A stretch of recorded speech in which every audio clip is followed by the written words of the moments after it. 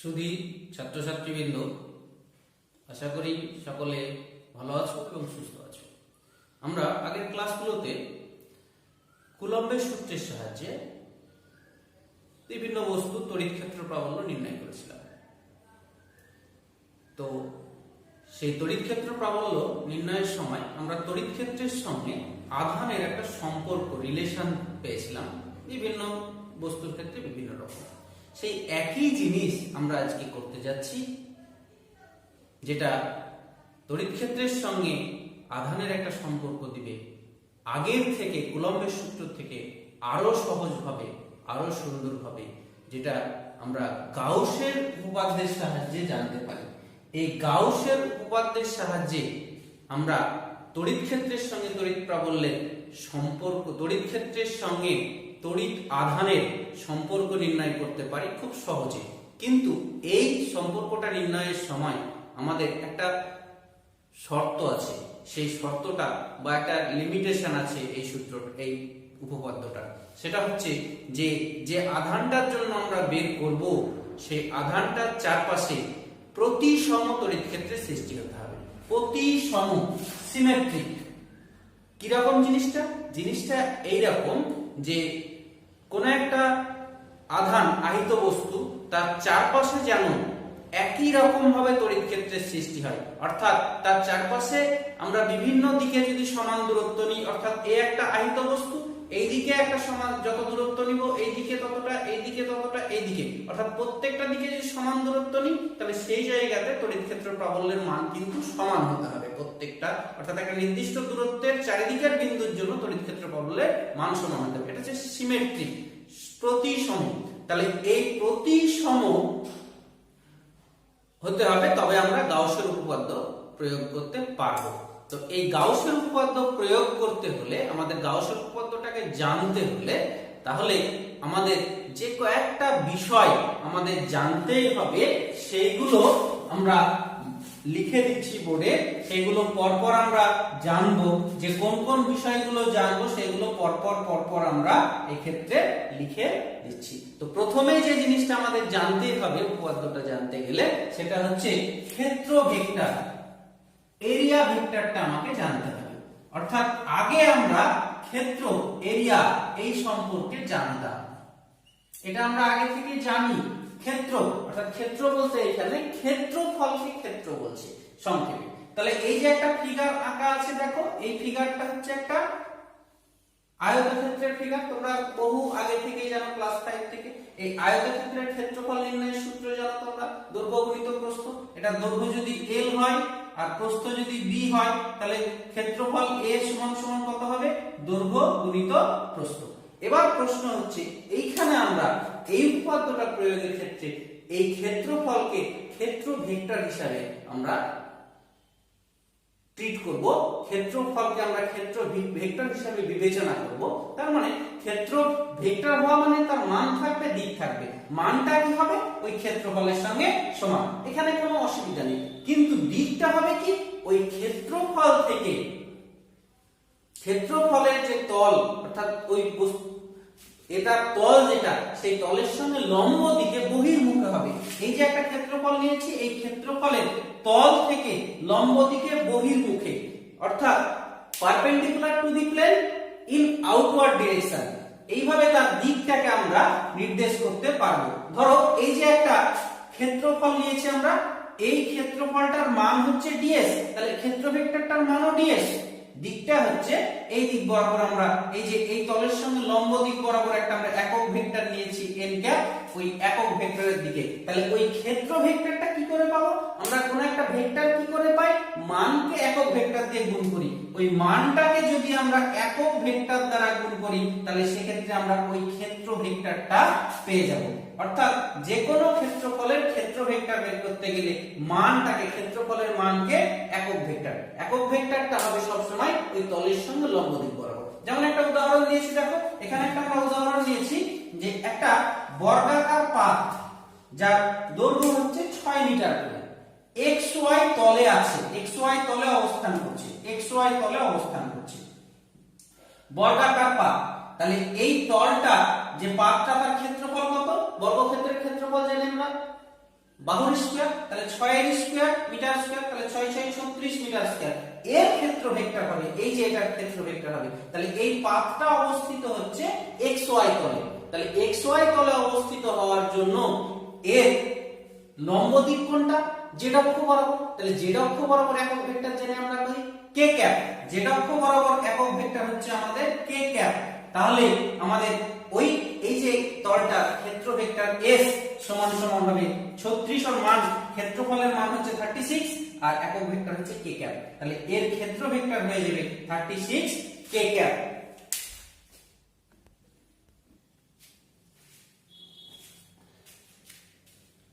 দ্বিতীয় যে জিনিসটা আমরা জানতে হবে সেটা হচ্ছে তড়িৎ ফ্লাক্স ইলেকট্রিক ফ্লাক্স অর্থাৎ এই ইলেকট্রিক ফ্লাক্সটা এসছে একটা ল্যাটিন ওয়ার্ড সেটা হচ্ছে টু ফ্লো প্রবাহিত হওয়া কি প্রবাহিত হবে এখানে প্রবাহিত হবে এখানে ইলেকট্রিক লাইনস অফ ফোর্স তড়িৎ বলরেখা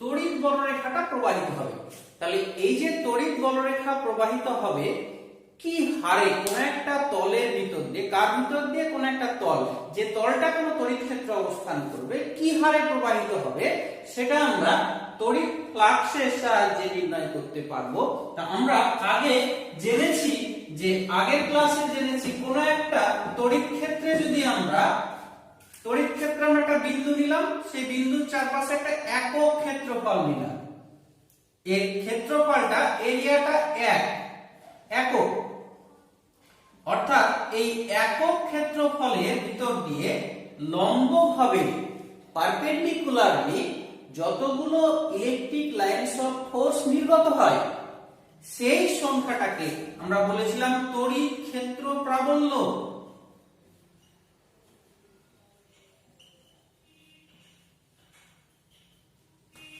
ইলেকট্রিক ফিল্ড ইন্টেন্সিটি তাহলে এরকম যদি আমরা একটা বড় ক্ষেত্রফল থাকে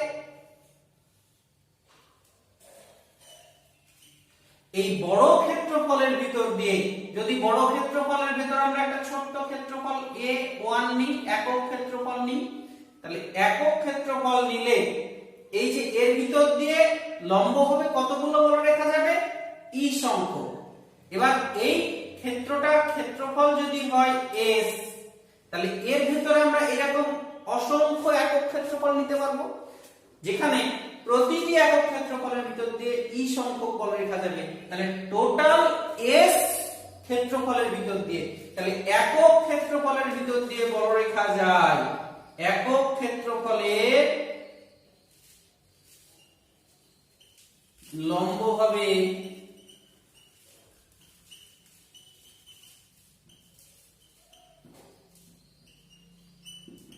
ই সংখ্যক তাহলে s ক্ষেত্রফলে কত যায় আমরা যদি ঐকিক নিয়ম করি e s তাহলে এই গোটা ক্ষেত্রফলটার ভিতর দিয়ে লম্ব হবে যতগুলো বলরেখা গেল সেটা হচ্ছে e s এটাকে বলা হয় তড়িৎ ফ্লাক্স তাহলে তড়িৎ ফ্লাক্স কে আমরা ফাই অক্ষর দ্বারা প্রকাশ করে থাকি তাহলে ফাই সমান সমান হচ্ছে e s তাহলে এই তড়িৎ ক্ষেত্র প্রাবল্য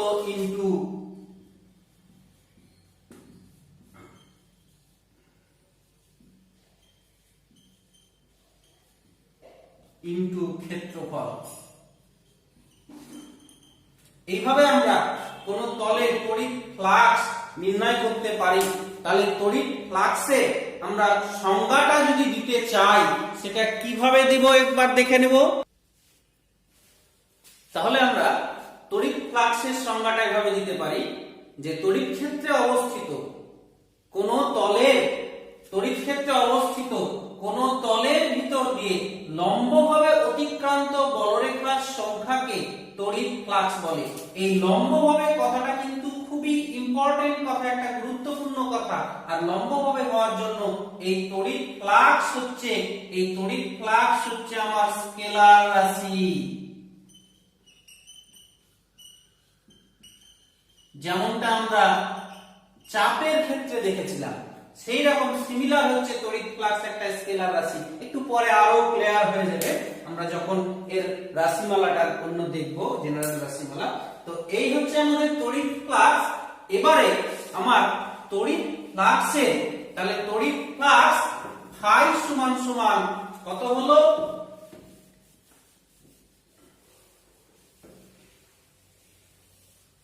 ফাই সমান সমান আমরা দেখলাম তড়িৎ ক্ষেত্র প্রাবল্য ই গুণিত ক্ষেত্রফল এস। তাহলে এই ফাই এর একক, তড়িৎ ফ্লাক্স ফাই এর একক কি হবে, ই এর একক গুণিত এস এর একক।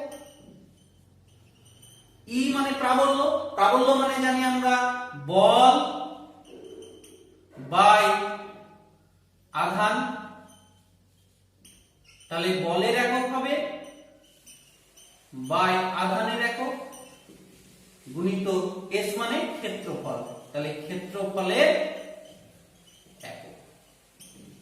তাহলে সিজিএস পদ্ধতিতে যদি বলি আমরা এককটা কি হবে তড়িৎ ফ্লাক্সের, বলের একক হচ্ছে ডাইন, আধানের একক হচ্ছে E S U of charge, আর ক্ষেত্রফলের একক হচ্ছে সেমি স্কয়ার। তার মানে কি দাঁড়ালো, ডাইন সেমি square ESU to the power -1। এই হলো আমার সিজিএস একক। এসআই করলে এই সিজিএস টা তেমন ব্যবহার হয় না আমাদের ক্ষেত্রে, আমরা এসআই টা ব্যবহার করি। তাহলে এসআই এককটা কি হবে, তাহলে বলের এসআই একক কি জানি আমরা, নিউটন কে এন দ্বারা প্রকাশ করি। আধানের এসআই একক হচ্ছে কি কুলম্ব, সেটাকে আমরা সি অক্ষর দ্বারা প্রকাশ করে থাকি। আর ক্ষেত্রফলের একক হচ্ছে মিটার, এখানে ক্ষেত্রফলের একক মিটার স্কয়ার। তাহলে এখানে কি দাঁড়াচ্ছে এসআই এককটা আমার, newton metre square coulomb to the power -1। এই গেল আমার তড়িৎ ফ্লাক্সের এসআই একক। বা এটাকে আরেকটা ভাবে লেখা হয়, সেটা আমরা পরের চ্যাপ্টারে, নেক্সট চ্যাপ্টারে যখন বিভব পড়ব, তড়িৎ বিভব, তোমরা ক্লাস 10 এও পড়েছো, তখন এটা দেখবো এই আরেকটা রিলেশন পাবো, সেটা হচ্ছে ভোল্ট কে ভি অক্ষর দ্বারা প্রকাশ করে। তোমরা জানো তড়িৎ বিভবের একক ভোল্ট, বিভব পার্থক্যের, তাহলে V into metre, volt into metre. এই এককেও কিন্তু আমাদের এই তড়িৎ ফ্লাক্সটাকে প্রকাশ করা হয়। এইটাই খুবই বেশি ব্যবহার হয় এসআই এর ক্ষেত্রে। এটা অনেক সময় দেয় যে ভোল্ট ইনটু মিটার কোন ভৌত রাশির একক, তাহলে উত্তর হবে তড়িৎ ফ্লাক্সের একক। এইভাবে আমরা তড়িৎ ফ্লাক্সের একক বের করতে পারছি।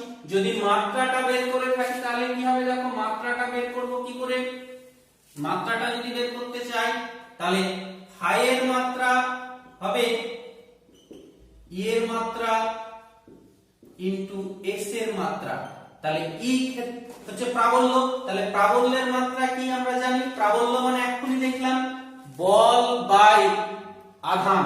তাহলে বলের মাত্রা ফোর্স বাই আধানের মাত্রা চার্জ ইনটু ক্ষেত্রফলের মাত্রা। তাহলে বল ইকুয়ালস টু আমরা F সমান সমান আবার জানি বল সমান সমান নিউটনের দ্বিতীয় গতিসূত্র m এ ভর ইনটু ত্বরণ। তাহলে ভরের আমরা মাত্রা জানি, ভরের মাত্রা আমরা কি জানি m, ত্বরণের মাত্রা LT-2। তাহলে বলের মাত্রাটা বসা হয়ে গেল বাই আধান, আধানের মাত্রা আমরা দেখেছি আগের চ্যাপ্টারে I ইনটু T ইনটু ক্ষেত্রফলের মাত্রাটা হচ্ছে L স্কয়ার।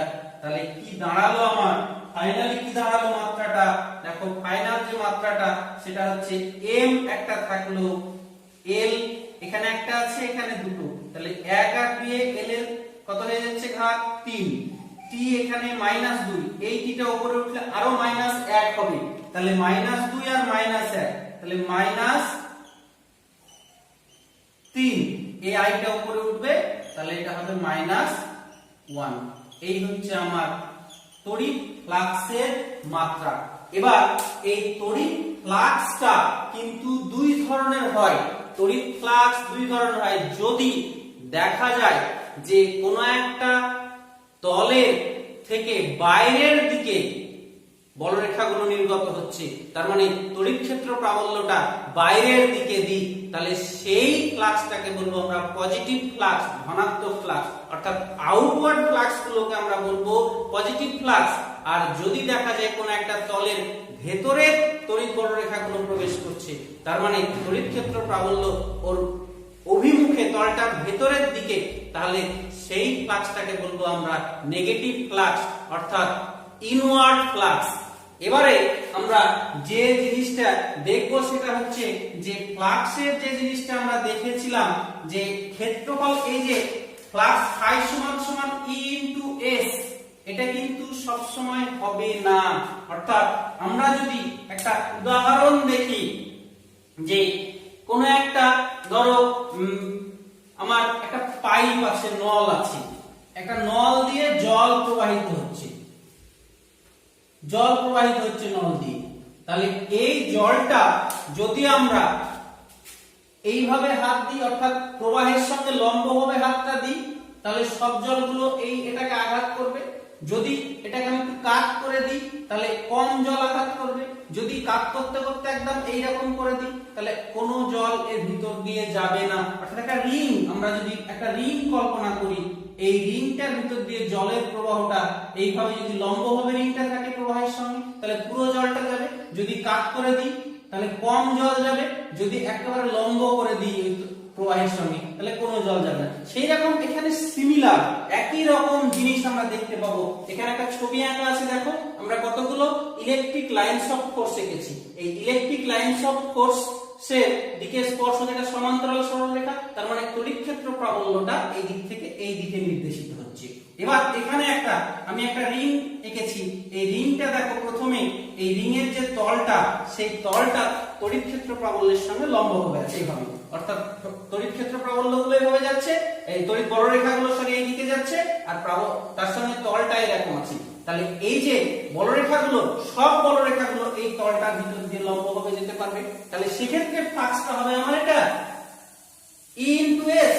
কিন্তু যদি দেখি এই তলটাকে একটু কাট করে দেওয়া হয়েছে, তার মানে এখানে দেখো এই যে ক্ষেত্রফলটা আর তড়িৎ ক্ষেত্র প্রাবল্য পরস্পরের সঙ্গে সমান্তরাল, অর্থাৎ এটা আর এটার মধ্যবর্তী কোণ এক্ষেত্রে আমার থিটা সমান সমান হচ্ছে 0 ডিগ্রি।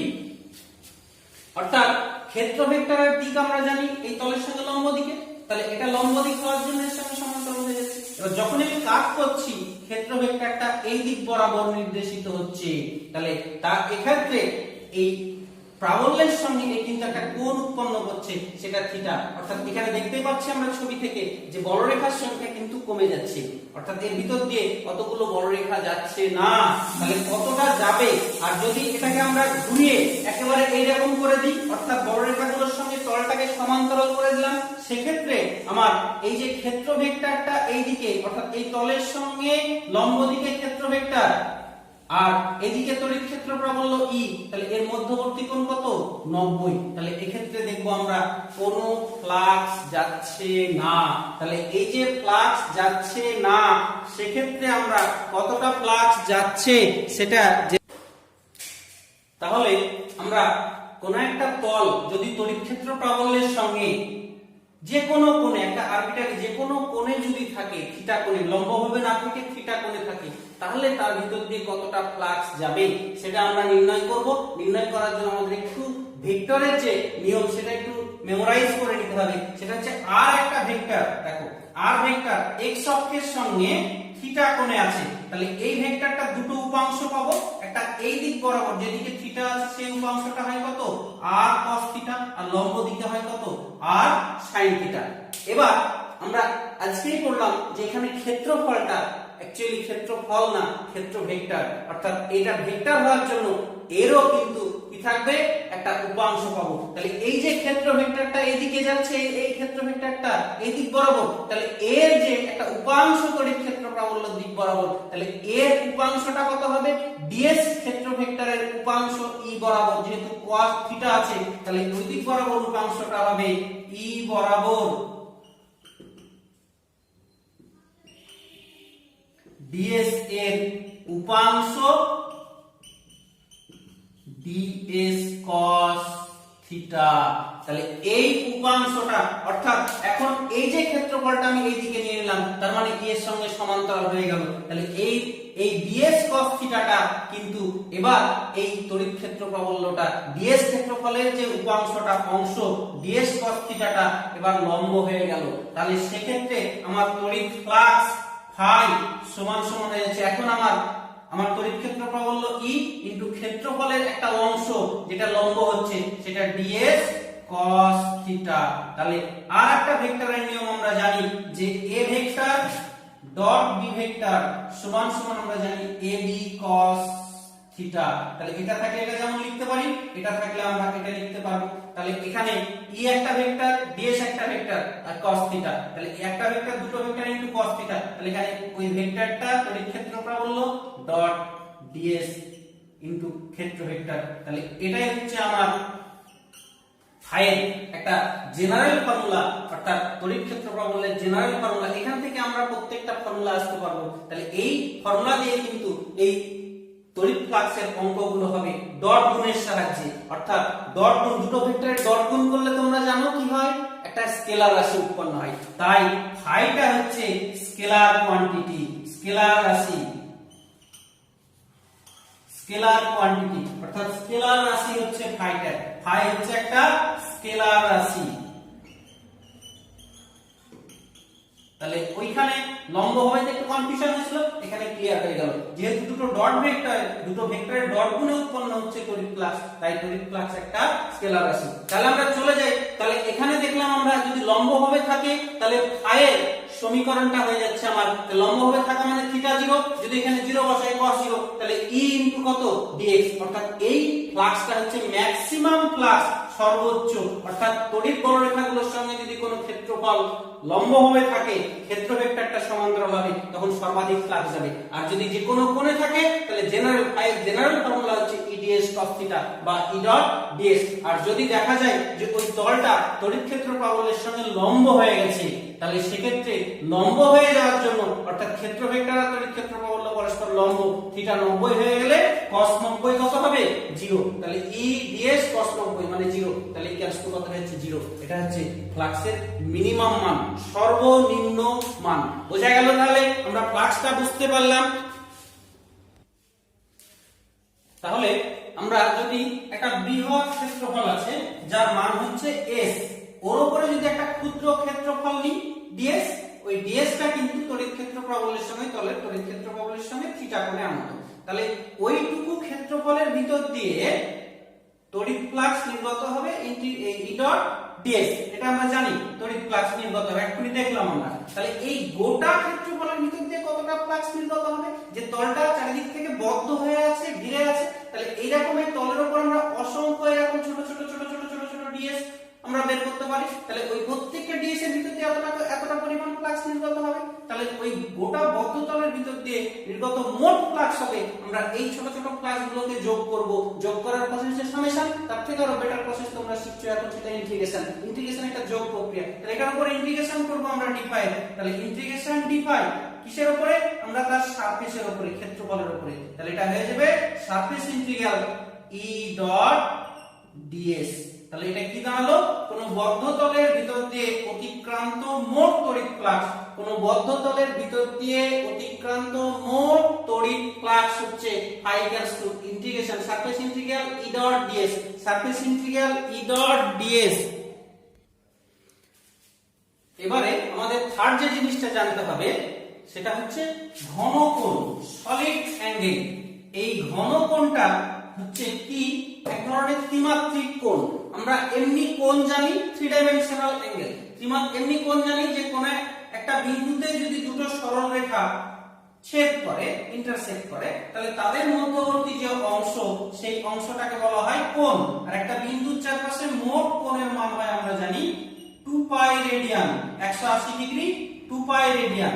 তো এবার এখানে ত্রিমাত্রিক কোণটা কেমন, একটা ক্ষেত্রফল আছে ধরো, এই ক্ষেত্রফলটা ওখানে যেমন দুটো সরলরেখা একটা জায়গায় ইন্টারসেক্ট করছিল, তাহলে এই ক্ষেত্রফলটাকে ঘিরে একটা তল চারিদিক থেকে এসে এখানে এই বিন্দুতে ইন্টারসেক্ট করেছে। ক্ষেত্রফলটাকে ঘিরে চারিদিক থেকে একটা তল এসে, বক্রতল এসে এখানে ইন্টারসেক্ট করেছে। কত দূরত্বে? দূরত্বটা হচ্ছে r। তাহলে ওই যে এই যে অংশটা, এই যে দেখতে ত্রিমাত্রিক যে কোণাটা, ত্রিমাত্রিক অংশটা, এই অংশটাকে বলবো আমরা ঘনকোণ d ওমেগা ইকুয়ালস টু হয় ds বাই r স্কয়ার, ওই ক্ষেত্রফল বাই দূরত্বের স্কয়ার। এবার যদি দেখা যায় যে এই ঘনকোণটা অর্থাৎ ক্ষেত্রফলটা ওই দূরত্বের সঙ্গে থিটা কোণ করে আছে, দূরত্বের সঙ্গে থিটা কোণে আছে ক্ষেত্রফল, তাহলে একই নিয়ম। তাহলে ওই যে এই বরাবর এই ক্ষেত্রফলের এই দিক বরাবর উপাংশ কত হবে? ds cos থিটা, আগের সেম নিয়ম। তাহলে সেক্ষেত্রে আমার ঘনকোণ হবে d omega equals to ds cos theta by r square. তাহলে এক্ষেত্রে এর মাত্রা যদি আমরা ঘনকোণের বের করতে চাই, d ওমেগার মাত্রা, তাহলে ক্ষেত্রফলের মাত্রা জানি l স্কয়ার বাই দূরত্বের তার স্কয়ার, তাহলে ইকুয়ালস টু কত? 1। অর্থাৎ এটা একটা মাত্রাবিহীন রাশি, কোণের মতোই সেম মাত্রাবিহীন রাশি, কিন্তু এর একক আছে। এই ঘনকোণের একক SI একক হচ্ছে স্টেরিডিয়ান।